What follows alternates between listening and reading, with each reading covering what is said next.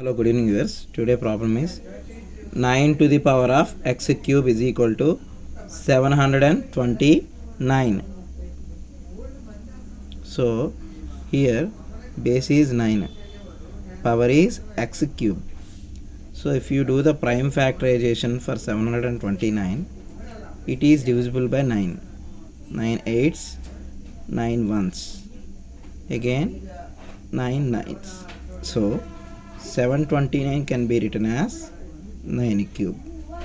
So here 9 to the power of x cube is equal to 9 cube. Here power is x cube, here power is 3. Bases are equal, so we can equate the powers. X cube is equal to 3. That implies x is equal to cube root of 3. This is the solution for x. If you not subscribed yet, please like, share and subscribe and support me. Thank you all.